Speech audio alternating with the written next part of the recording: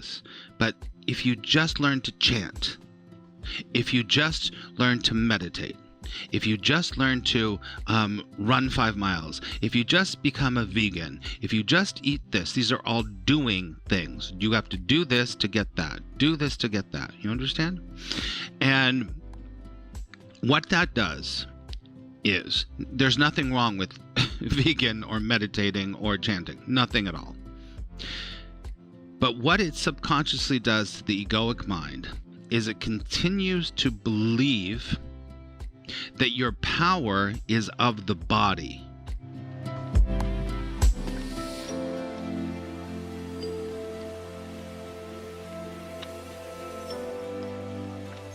You hear? All right. So we always start these talks with a little prayer. So we're going to say a prayer and then we'll get into the talk. So let's close our eyes. Let's take a big deep breath.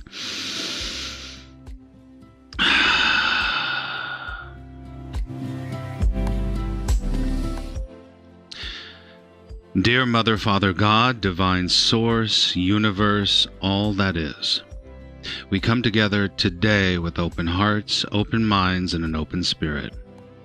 We allow today to be a time of love and support and guidance for everyone here. And we ask that as we listen, as we contemplate and share today, that we are reminded of the truth of who we are. And we take a big deep breath.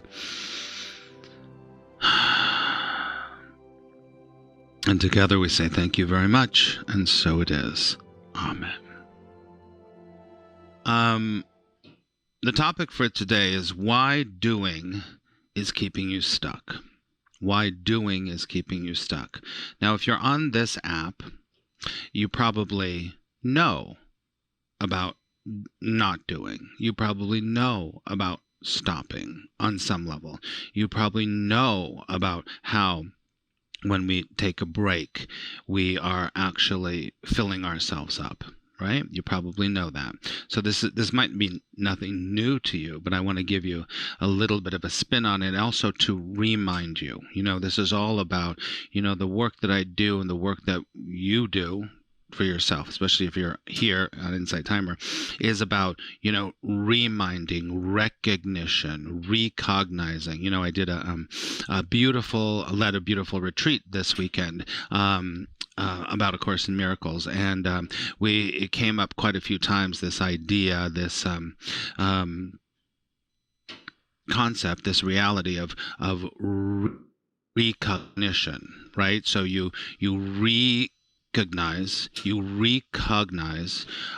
something that you might have looked at before, that you might have said, oh yeah, I need to look at that again, and change your perception of it, see how you see it, the meaning that you're giving to it, right? So today we want to talk about doing and stuckness, and maybe we can recognize it. Let's talk about the world and the ego. So the world is constantly, and all you have to do is turn on the TV. You know this. TV, the internet, the news, whatever, is constantly giving you a message, constantly pushing you to do something. It's always telling you, do something, because it's usually based on something that the assumption is that you need to be better than where you are. You need to be better than where you are, right? You're going to get that chocolate latte. I don't even know why I said that. You're going to get that chocolate latte because it's going to make you happier. You're going to learn this thing because it's going to make you smarter. You're going to lose that weight because it's going to make you more confident. You get it? It's all about doing something. And in the spiritual community, like we are in the spiritual community here, most of us, the spiritual community is not immune to this at all. And in fact, the truth is, the spiritual community, it's not the worst, but it's one of the biggest that will tell you, not all, listen, I'm talking generalization, not all teachers, not all, is trying to tell you this. But if you just learn to chant, if you just learn to meditate, if you just learn to run 5 miles, if you just become a vegan, if you just eat this, these are all doing things. You have to do this to get that. Do this to get that. You understand? And what that does is, there's nothing wrong with vegan or meditating or chanting. Nothing at all. But what it subconsciously does to the egoic mind is it continues to believe that your power is of the body. Take a deep breath. Your power is of the body. So of the body, you're being told, do this, and then do this, and then get an A to do this, and then do all of this other stuff. Think about this very carefully. Just be honest with yourself. There's nothing wrong with yoga. There's nothing wrong with meditating. There's nothing wrong with chanting. But if subconsciously the egoic mind has taken over, it's subconsciously convincing you that you already are not perfect. Now, in the world, of course, no one is perfect. Of course, no one's perfect. But in truth, we are. And perfect isn't even a great word, because perfect is in duality, because it implies that there is imperfection, right? There just is the isness of all that there is. Quote me on that. There is just the isness of all that there is. Take a deep breath. So right now in your life, in my life, in everyone's life, there is this thing that's saying, you got to do this. Why don't you do this? Have that conversation. Push this way. Change your mind about that. Do this. Do you understand? You can put in the comment if you understand. And sometimes in our lives, that voice is really loud, and it's telling you, you got to do this to get there. You got to do this to get there. You have to do this to get there, right? And the biggest thing that you or I can do when the voice is getting louder and louder, you've got to do this, you have to organize this, you have to, like one of my favorite sayings is, you have to rearrange the deck chairs on the Titanic. Well, the Titanic's going down, and it's telling you, you have to do this, you have to do this, you have to do this, you have to do this. The Titanic is going down. Stop trying to rearrange the deck chairs, right? And so in your life right now, there probably is something. It happens to all of us. You're not unique in this. It happens to all of us, right? All this brings us out of the now. Exactly right, Silky. So, but here's the deal. I want you to think about a tornado. I want you to think about the analogy of a tornado, right? So the tornado is going around.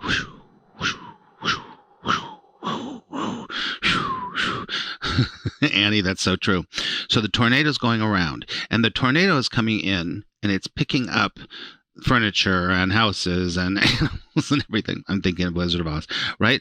So it's turning. Oh, there's all this insanity going on, but at the very center of the tornado is always, the center of the storm is what? Still. It's still. Now, what the egoic mind is going to do, it's going to tell you, because the center of the tornado is the truth. Take a deep breath.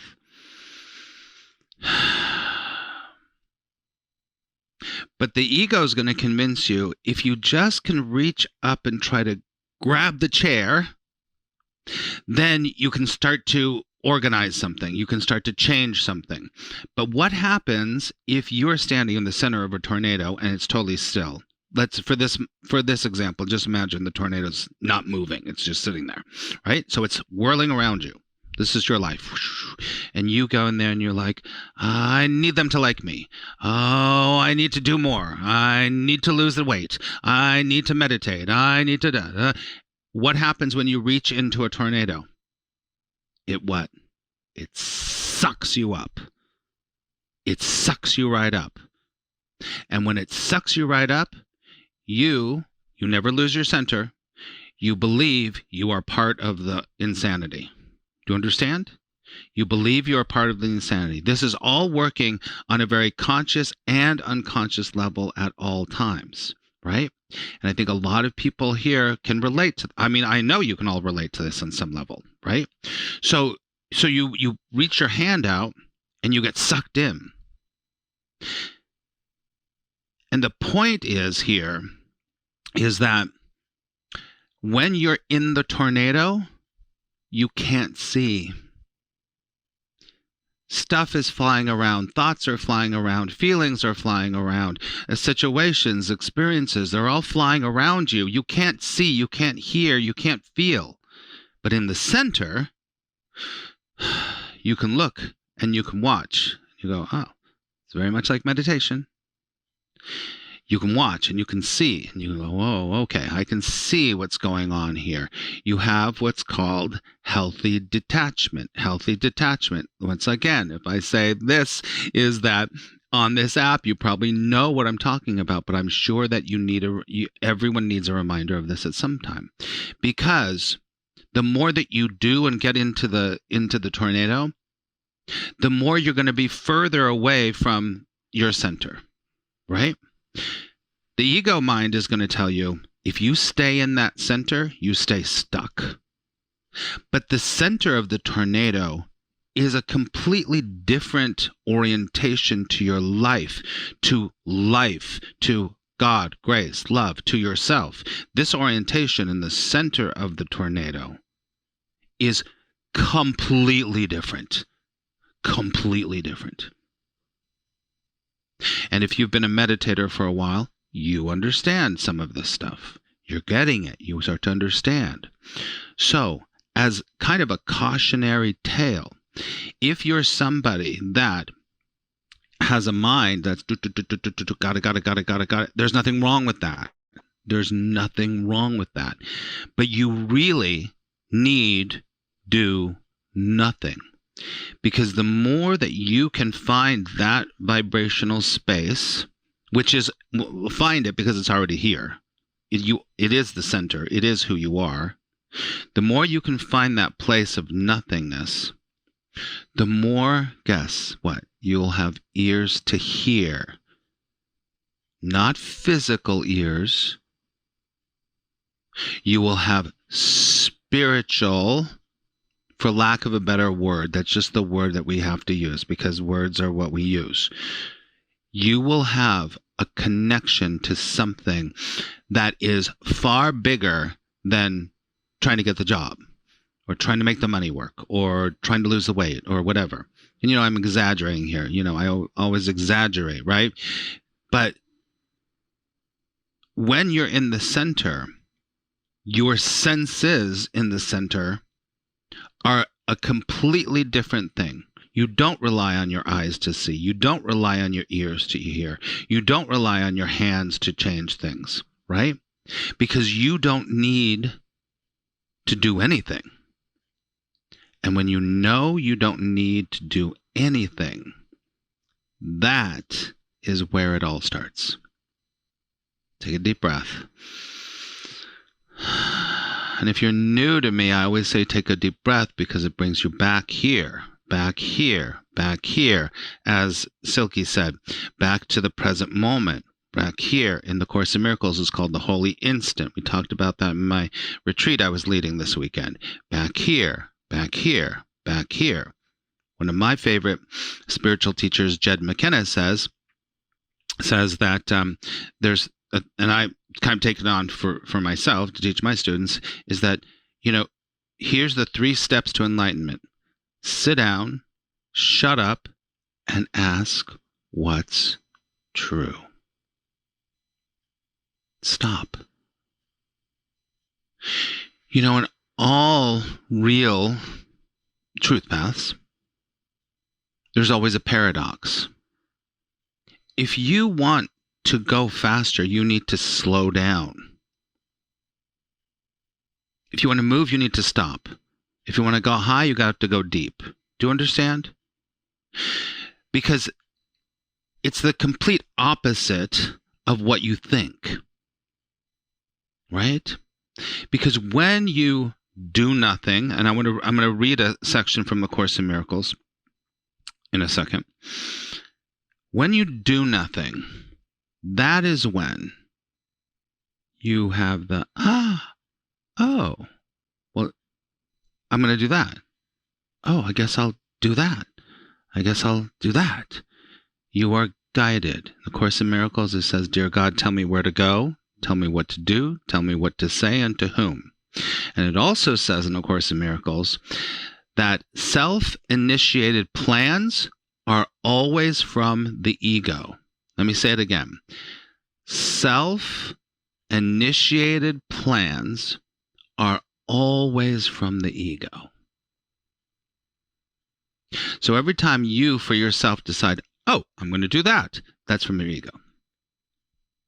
But if you're guided, and this is a whole different orientation to life, that you're guided, you're like, oh, it presents itself, and you go, I guess I'm going to call that person. I guess that's what I'm going to do, right? Guess I'm going to write a book. I'm going to, right? That's a very different orientation to life, but it's the orientation that will bring you to the path of your awakening, of your joy, of your truth of who you are, right? So, what I've seen in my life and with my students, and all you have to do, all of you, is to look around you to see that there are many people doing a lot of things and not accomplishing anything. Does that make sense?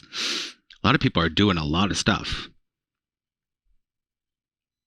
They might be accomplishing something, I'll take it back, from the world's point of view, which is fine. And when you look and you see people, this is why. Now hear me very clearly. There's nothing wrong with being successful in the world's eyes. Nothing at all. But many people that get that success that they say they want, they're miserable because they've been following the tornado. And they're miserable because they can't find the center. And they burn out.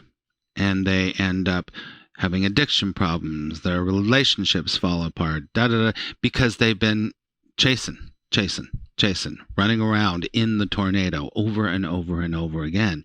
And take this broadcast right now as a reminder to you, if you're not going through this right now, and everyone is on some level a little bit,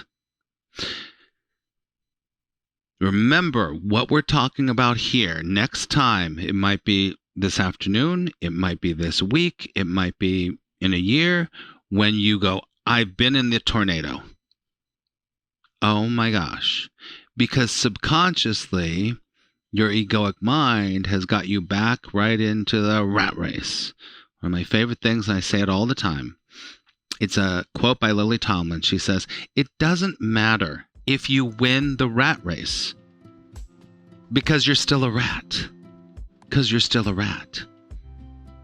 The work that I'm teaching you to do, that I'm passionate about, is to forget your orientation as a rat. Because it's not who you are. It's not who you are. There's something else that I can't explain to you, but I can give you pointers to guide you towards that in some way. But that orientation to life is very different. Very different.